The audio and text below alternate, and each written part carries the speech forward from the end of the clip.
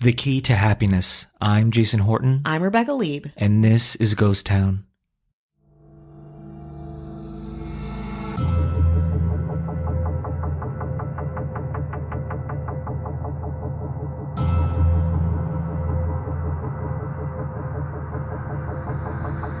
We love talking about music festivals here on Ghost Town, and it's been a minute, so I thought I'd tell you the tale of TomorrowWorld. No, it's not an off-brand Disney ride. It's an EDM festival that ended in utter disaster. Please pardon me while I sound incredibly old when I tell you about the mudslide hellscape of Tomorrowland in the woods of the Chattahoochee Hills. Tomorrowland is a spin-off of the Belgian EDM festival Tomorrowland, and like I said, is held in Chattahoochee Hills, Georgia, about 40 minutes from downtown Atlanta.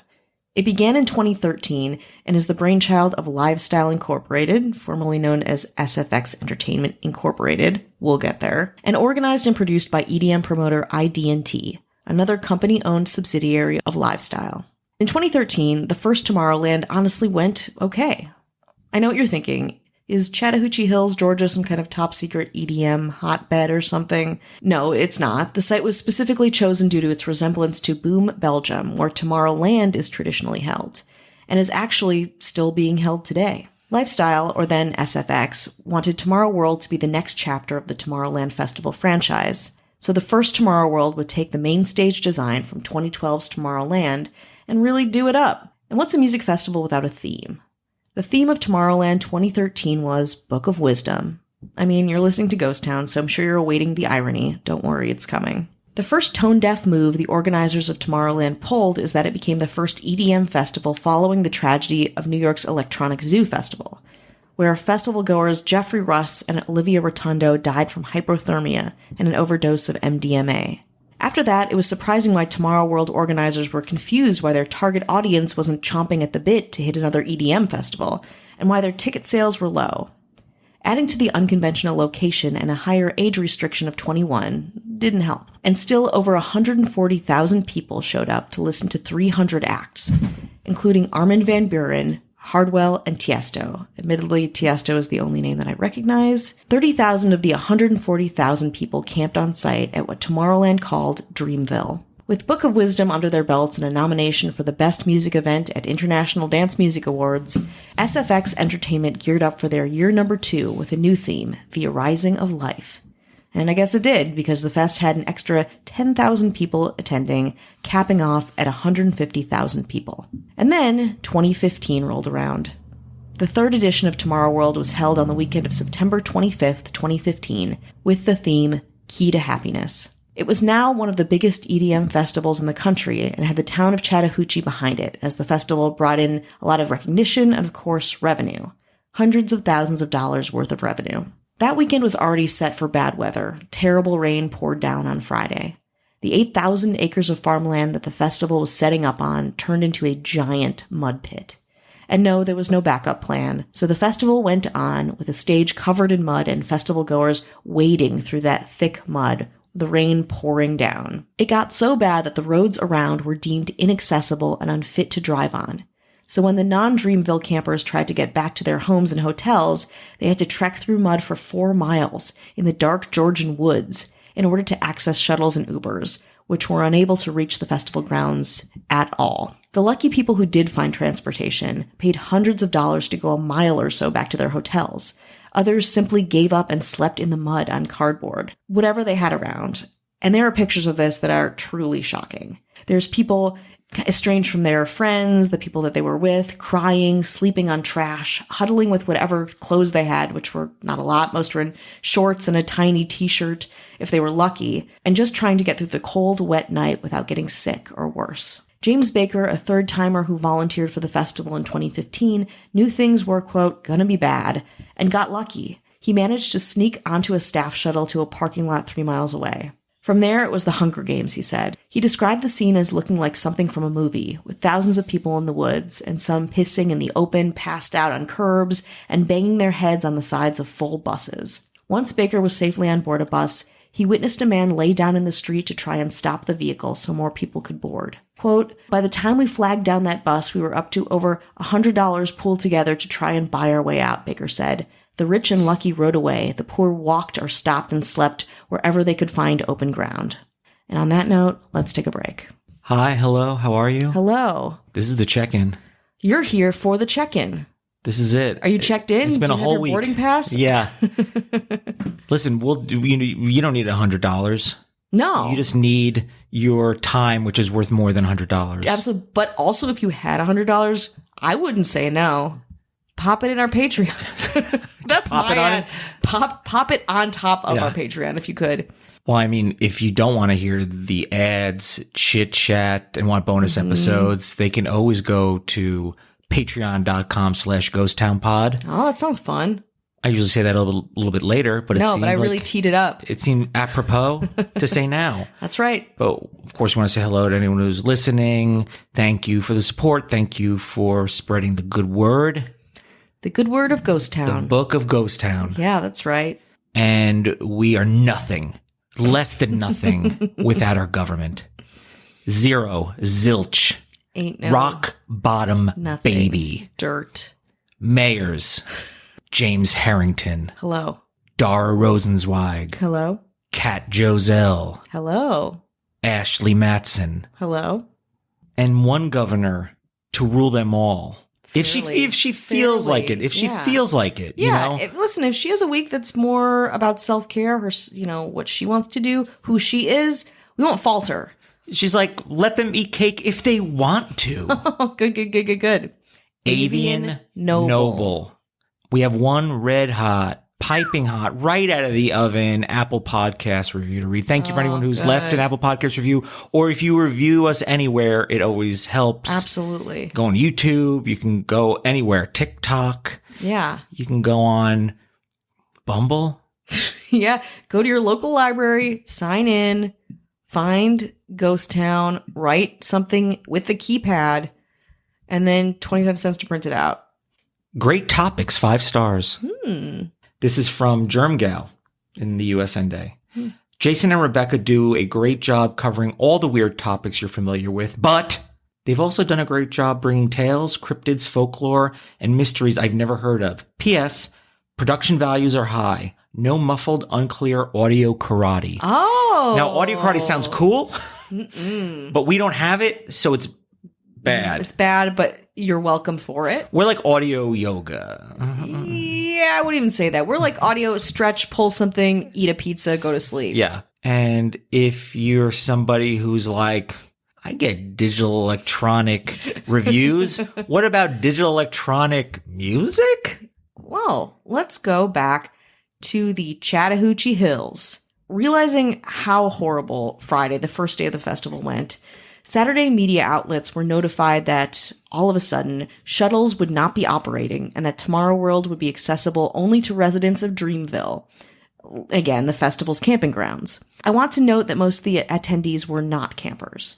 SFX's official statement on social media read, "We take the safety of all of our visitors very seriously. The rainfall since Thursday resulted in limited capacity of festival parking fields, drop-off locations, and the shuttle system.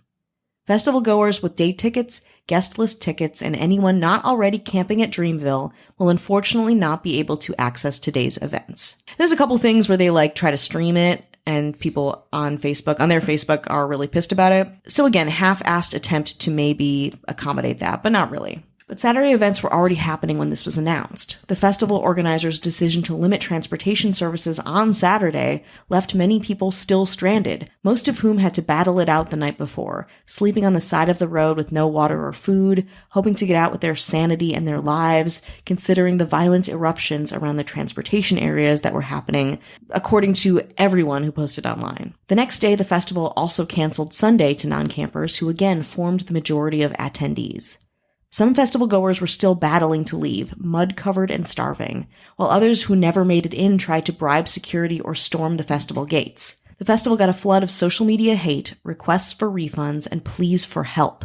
James Baker goes on to say, "There's a huge EDM scene here, with many of us officially and unofficially promoting the festival." He referred to the locals' enthusiastic embrace of the festival up to this point, both on the grounds and through social media. Quote, "We're a key reason for this festival's success, and they left us to rot like Walking Dead. It was a shit show," said another attendee, Rob Myers.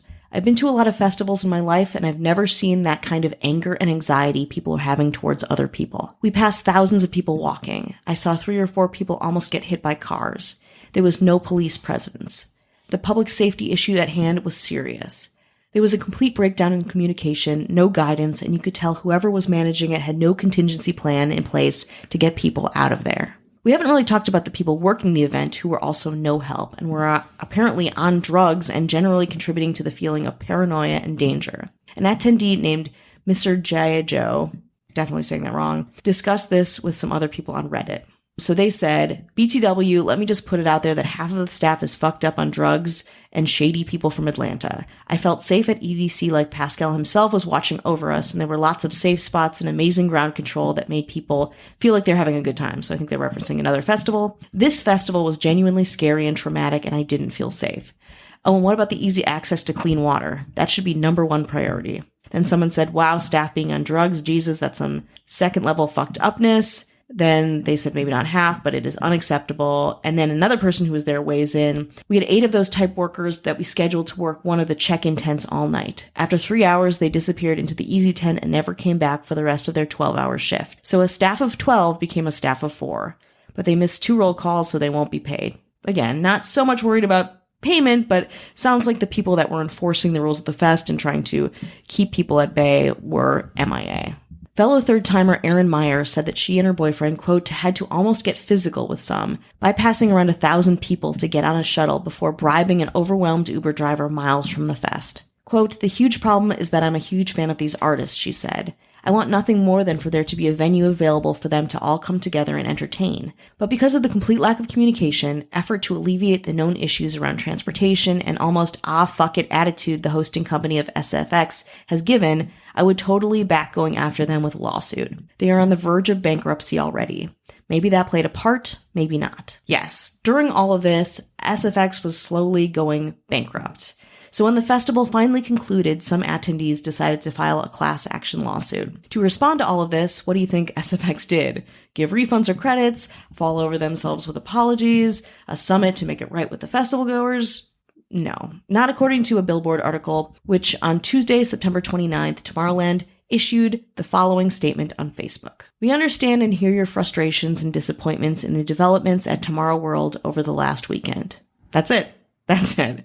I also, again, I saw this from this Billboard article, went to their Facebook page and could not find this statement anywhere on there anymore. So they must have deleted it. Eventually, Tomorrowland caved and posted a refund link. In February of 2016, it became official. SFX was filing for bankruptcy. March 2nd, 2016, SFX officially announced that TomorrowWorld 2016 had been canceled. But don't worry, Tomorrowland raged on, because clearly the festival organizers didn't learn their lessons about bad weather. In 2018, 2 women died from the excessive drinking of water, which was caused by the combination of drugs, dancing, and the blazing hot, unsafe temperatures in Belgium during Tomorrowland's festival weekend.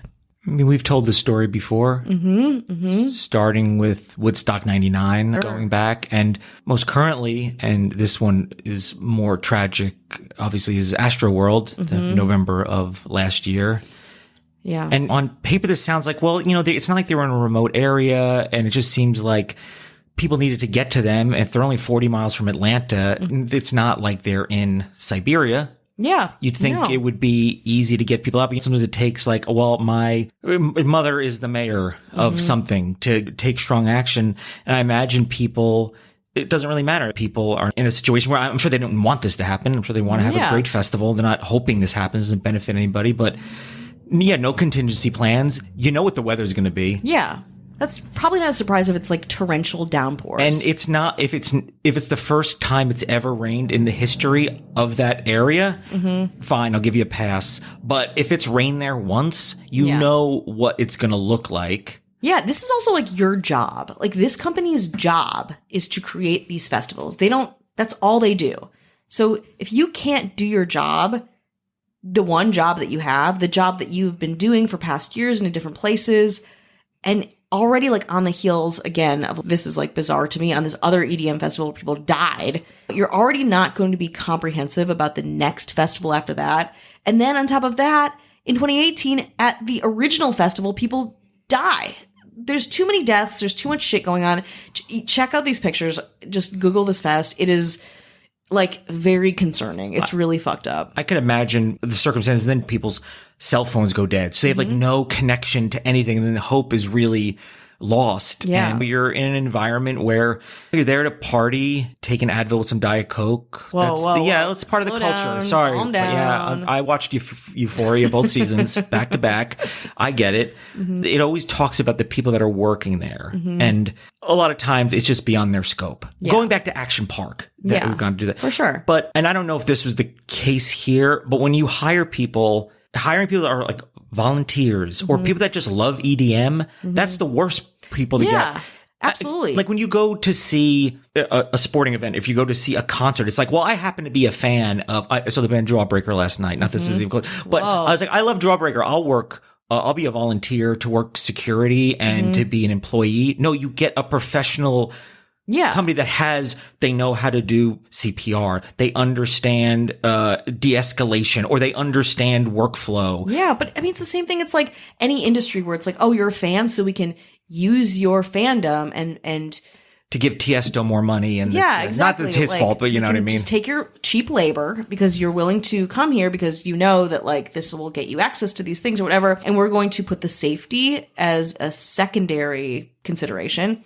And you can go off and do whatever, especially if it's a storm. If I was a volunteer and it was absolute chaos, I would do the exact same thing. It's like I didn't sign up to get trampled or for something to get hit by a car. Yeah. But you know, if you have a professional, I mean, and not to say that's always a foolproof plan, but maybe it's a step in the right direction. And I don't know if that was necessarily the case here, and it's easy for me to say that now. I feel like if you spend 1% more money sometimes and another 2% more effort, you could avoid a lot of these things, and this episode might not exist. Yeah, absolutely. It's like it would just be another festival where people had a great time. And again, building on the other two festivals before this, where like people liked it enough to come back, and then all of a sudden they're stranded in the middle of the woods with no cell phone reception, starving, like peeing in a shrub, in a tree, in a whatever happens out there.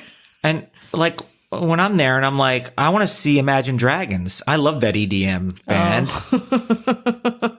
Imagine Dragons, we're back.